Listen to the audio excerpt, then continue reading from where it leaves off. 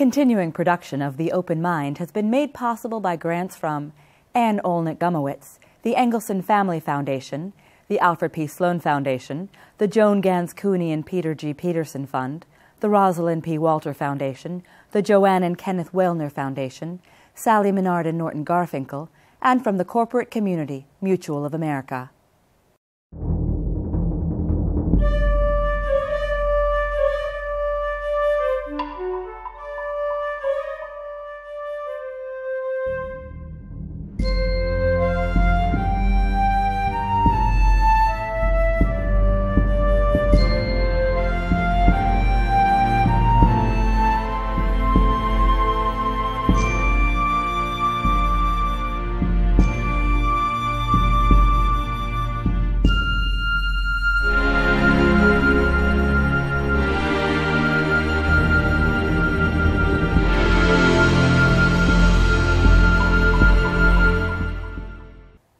I'm Alexander Heffner, your host on The Open Mind. A testament to its unprecedented importance to the world's stability, cybersecurity was the focus of my first 2013 program with John Palfrey of the Berkman Center for Internet and Society. Our conversation today with William Pelgrin, the recently retired CEO of the Center for Internet Security, will continue our exploration of that topic. At the helm of the center, Pelgrin has revolutionized web safety standards and recently briefed President Obama and national leaders on cyberspace policy. The geopolitics of this issue are intriguing, from foreign to domestic attacks on American government and business interests, and we're grateful to have Will at this table to navigate through. First things first, when we talk about enhancing our internet infrastructure, what do we really mean, Will? Well, I think, well, first, let me thank you for inviting me here. I really appreciate it. Thanks for and for the kind words in the introduction. We've got to recognize that the Internet is relatively new. When I started in business, there wasn't an Internet. I mean, when you look at that, it was developed in the late 60s, early 70s, and that it then goes to sort of mass production in the 90s. It's a relatively new area for all of us, and how we built that was to be an open and sort of valid infrastructure for everyone who was going to be utilizing it.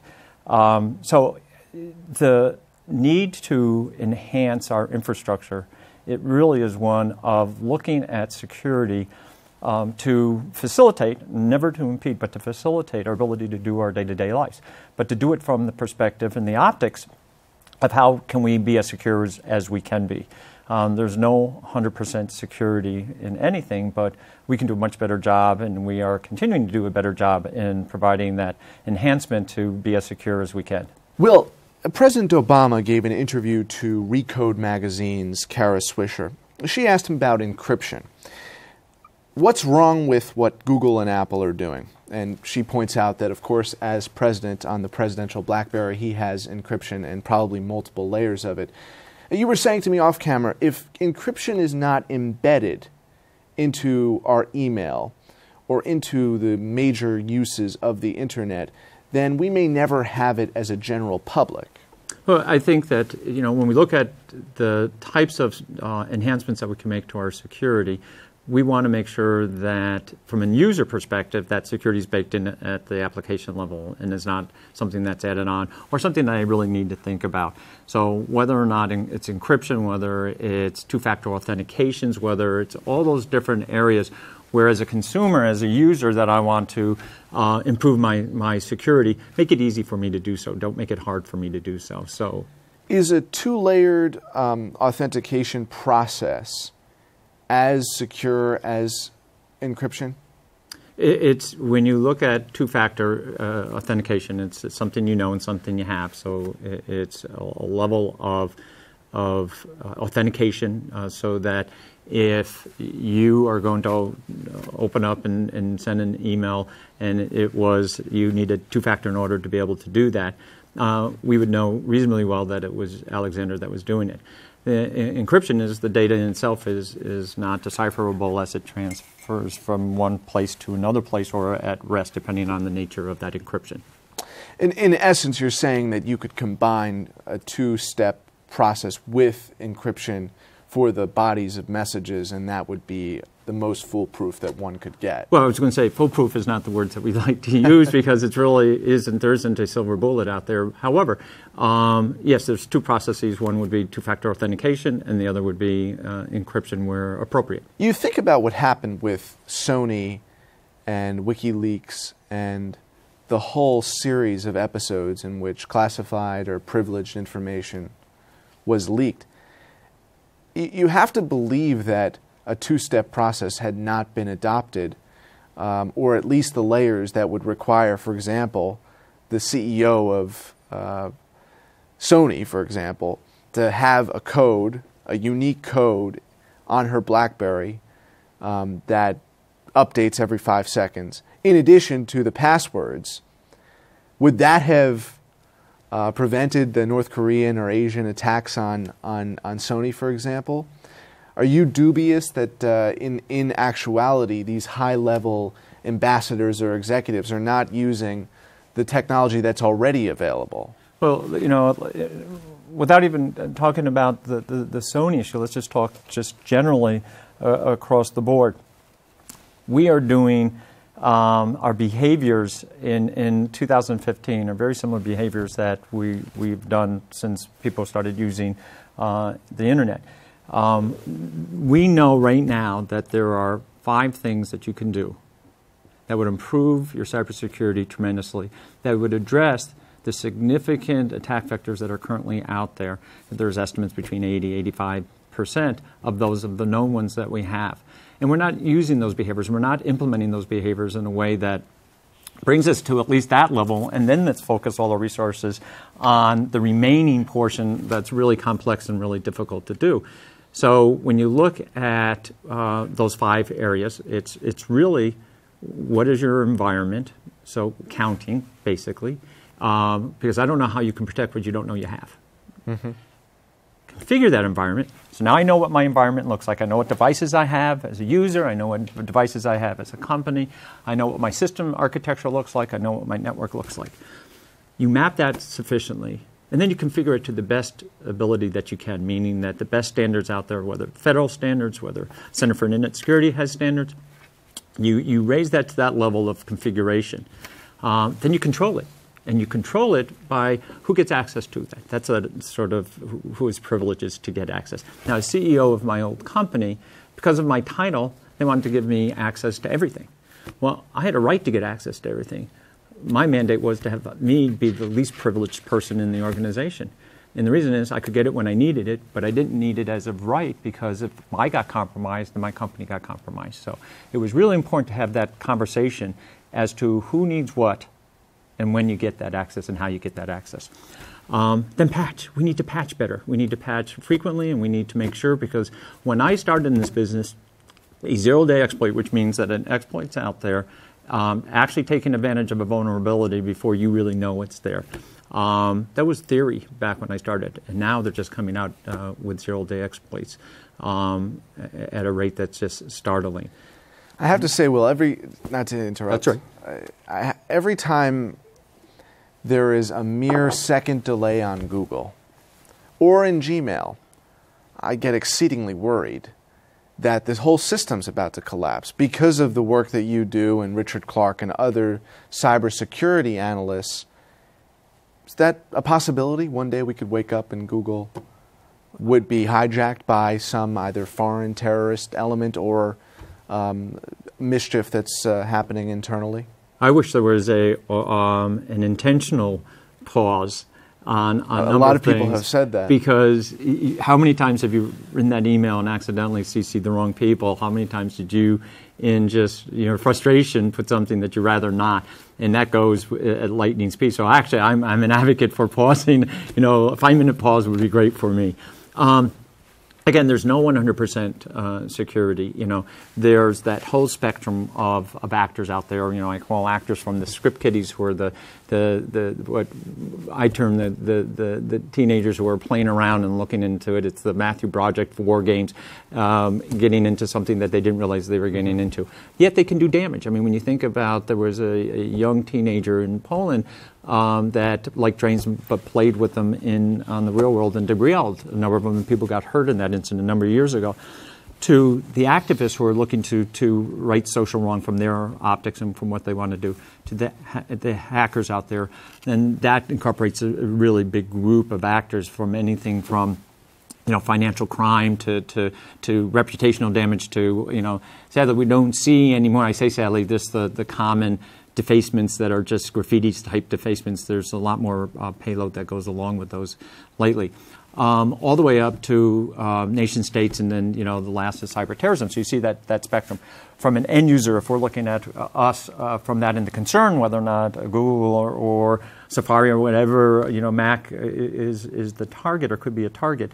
Regardless of who's doing it and what the intent is, the impact and the consequence is the same to us. So I think we need to, and I think companies like Google and others are constantly trying to make sure their systems are as secure as they can be, and they're moving forward in those arenas because their livelihood is dependent on that to be as secure as they can be.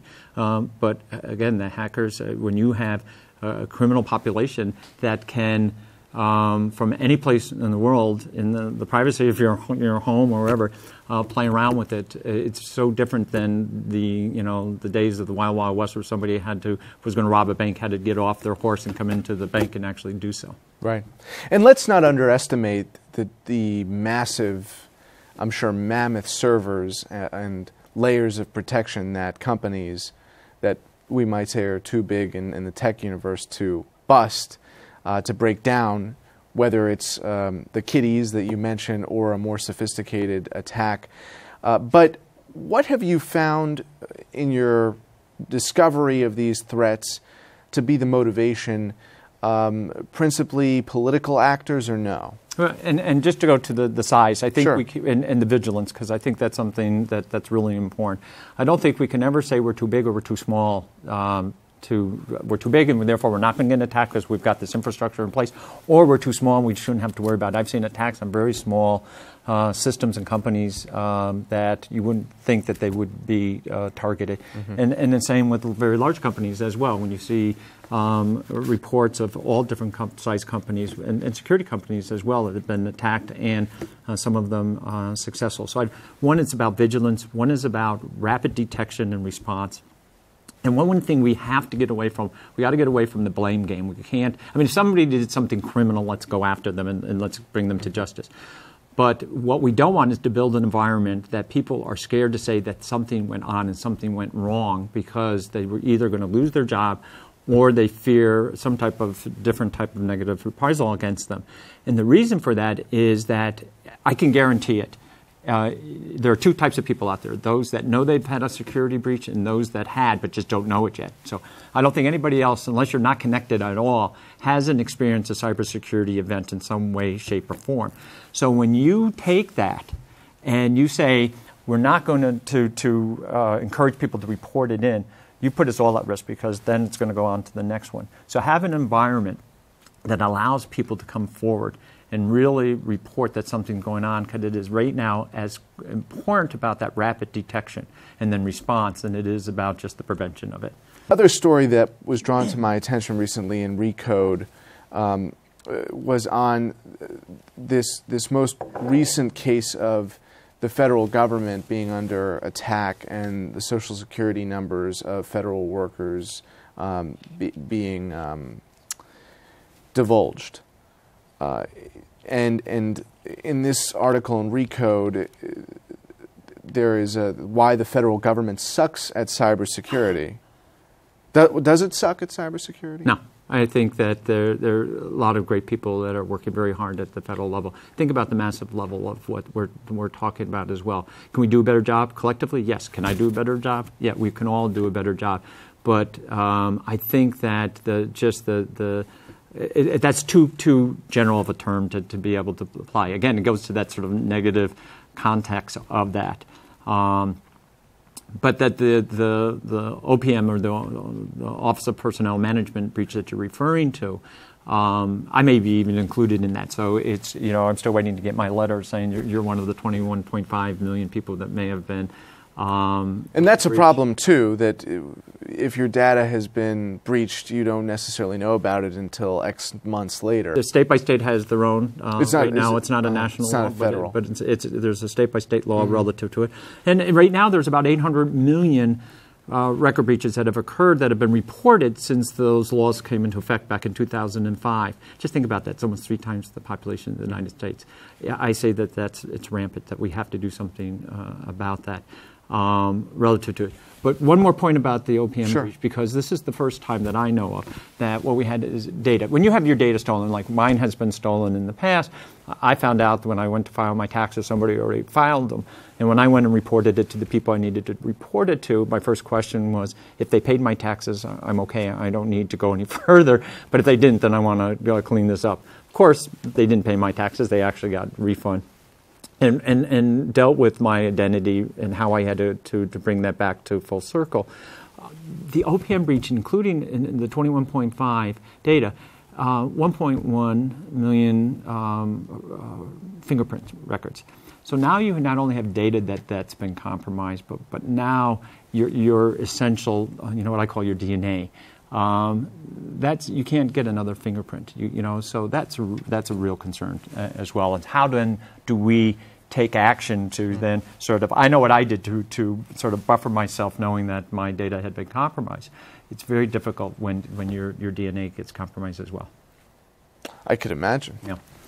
And in this instance, the standards that were created by Open Web Application Security Project found that in non-security computer portals, 76% of the time, web applications in use by federal agencies failed to comply with security standards. Is that because of the patch issue that you described? It's so hard to keep a pace? No, whether it's the federal government, any company, XYZ, any home owner or user on it, we have to do a better job on both developing application and software that is security built in it, making sure our app developers have training in not just code development and functionality, but also on the cybersecurity side of the house. And how do we do that to make sure it's as secure as possible? It can't be layered in after fact, and that's a lot of the times is what's happening. Applications get out. The paradigm used to be something like time to market, functionality, and if security was in that paradigm it was down at the bottom. It really needs to be flipped. And I don't believe security wins in every case, but I think that judgment as to what the balance and the risk is relative to the functionality needs to be had. And all too often, that's not occurring at the level it should be. So application development needs to really take at the fore, and we should encourage and incentivize individuals to build as secure code as you can. But when you're talking about millions and millions and millions and millions of lines of code, how many times did you, when you type in your password, that you miss it, you screw up at least once or twice, right? And then you're getting nervous because if you do it too many times, it's going to wipe out your system. Just think about that, but on a factor that's millions of times in your building code, things are going to happen. So we need a way to minimize that and to be more vigilant on that code before it hits the marketplace.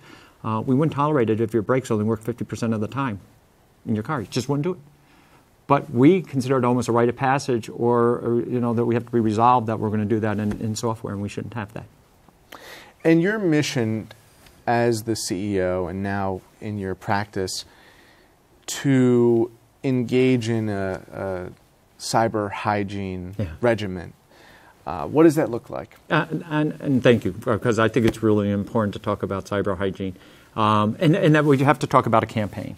We have campaigns against most major challenges out there. We have a campaign to cure cancer. We have a campaign to end world hunger. We have these campaigns, on these big, huge social issues that we really want to address.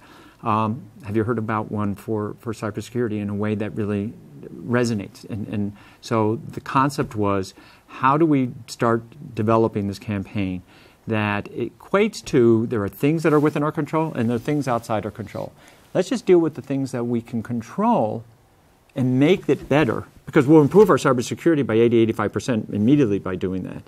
It's like, right now, everybody brushes their teeth. We would improve it 80 to 85% by adopting, when you think of cyber hygiene. Right. Five things. Count, configure, control, patch, and then repeat. Institutionalize that. A lot of those are individual choices, is what you're saying, as opposed to reflective in the code and whether it's screwy. Exactly. But so you can do certain things, though, and again, that you can't be sitting next to the app developer, and even if you could, you would know what they're doing as to whether or not that code is good. But there are things you can do on your side of the ledger that does improve that. So let's do a campaign. Let's get it out there. Let's all sort of start moving it. Let's start tracking it. Let's have metrics on it, because I think we can start to show that we're showing an improvement in this. And then let's rally around it, just like we did with both seatbelts and brushing your teeth. We have less cavities now because we brush our teeth. There are less death and fatalities because of wearing seatbelts. And also there are fewer pop-up ads, and we've basically worked around the model where the internet, talk about hygiene, it was a place where not only were there illegal file transfers occurring very readily, it was not a particularly hygienic climate dating back to 03, 02. If you're employing the right tools and browser now, you can avoid that. So when you talk about metrics associated with improved cleanliness, if you will, what metrics are you talking about? That just what you said. I think those metrics on that, what happened with the browsers and doing far better job in trying to carve out and filter out all of the things that are really malicious right from the get-go that we know about and that you never even see. Because the noise out there, I call it the din, is so loud based about what's going on. If that all just came in, you'd be overwhelmed. It's just way too tough. You could go and turn on your firewall and just say, I want to see everything, and it would be frightening to see what's being bounced back automatically. So I think that's really important to start showing, because I think we all like sort of that thermometer and fundraiser that to bring us to a better state. And we do that. We need to do it incrementally, because if you think about cybersecurity and what needs to get done, it's daunting. It's almost overwhelming that you won't do anything, and it's the start that stops most of us. But if we start chunking it up and start doing these baby steps forward, we can raise that bar incrementally and be in a much better place than we are today. One of the things that we do lack is a kind of Wikipedia or an encyclopedia, a digest of the particular sites who operationally are either exploiting your data or protecting it. Now, Firefox, for example, is one of the browsers that claims the mantle as a non-profit, non-commercial enterprise of we're not going to get anything out of sharing your data with advertisers, because that's not how we function as a model. It's a great question. And it's almost like you want a cyber index, which is what I think we need to have at some point in time. That sort of, that good housekeeping seal of approval that we all, at least when I was growing up, you were looking for it before you bought that product. That type of thing would be, I think, helpful. It's also, you become a target then also, because the hackers like those types of, put the stake in the ground, we'll show you, we'll go after you if you think you're that secure. But as consumers, what's difficult is twofold. One, we're not using our buying power sufficiently. Because when asked about what you want when you're buying software, security rarely, if ever, comes up. And if it did, it would start to be built in at the beginning stages. If we were, as consumers, saying we cannot tolerate it any longer, we really need to have better products that comes out from the get-go, understanding that at some point in time something's going to happen and that we'll have to improve them going forward. So we're not doing that in the way that allows us to leverage that buying power. The security on the other side, the sort of the application side of the house, and that cyber index is difficult. So how many times, I'm a lawyer by education, how many times have you read a privacy statement on a website? How many times have you looked at that agreement before you hit buy? We've made it too complex to read all of that. it's a lot different from everything that predated it in the infrastructure set up to regulate television, for example. Mm-hmm. Well, we should have like a TripAdvisor for cybersecurity, so that people can rate, come back and say, you know what, this was a good experience, this was, a secure transaction, we had no problems, or where there are problems that we can start sort of finding it, because I think that also moves it. I think, but that the assumption is that companies aren't wanting to do that. I think if you're a good company, that there is part of that process of your even for-profit role is to make sure your customer base is secure in what they're doing, that the transactions and the services that you're going to provide are actually what they're going to get, and they're going to get it in a way that doesn't harm them more. So hopefully that is at a core, just a fundamental basis. And as we're concluding here, I just have to ask you, Will, long heralded as the most secure mobile platform, BlackBerry, but it's practically extinct. Has the iPhone become more secure? I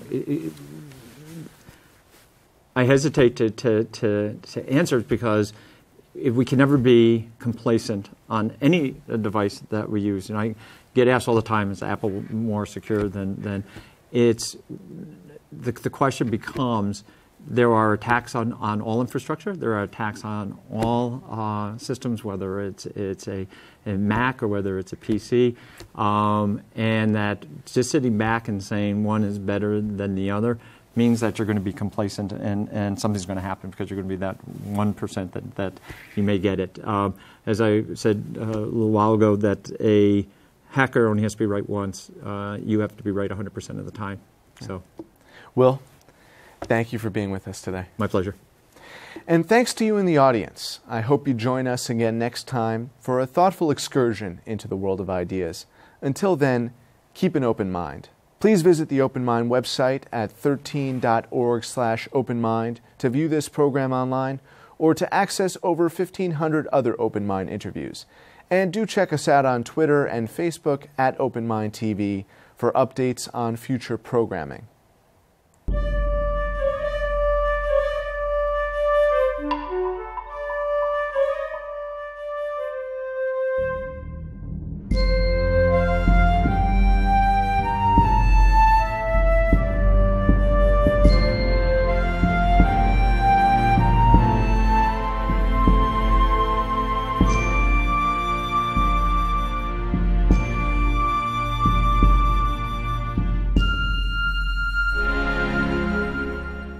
Continuing production of The Open Mind has been made possible by grants from Anne Olnick Gumowitz, the Angelson Family Foundation, the Alfred P. Sloan Foundation, the Joan, Ganz, Cooney and Peter G. Peterson Fund, the Rosalind P. Walter Foundation, the Joanne and Kenneth Wellner Foundation, Sally Minard and Norton Garfinkle, with special thanks to the Schumann Media Center for additional support, and from the corporate community, Mutual of America.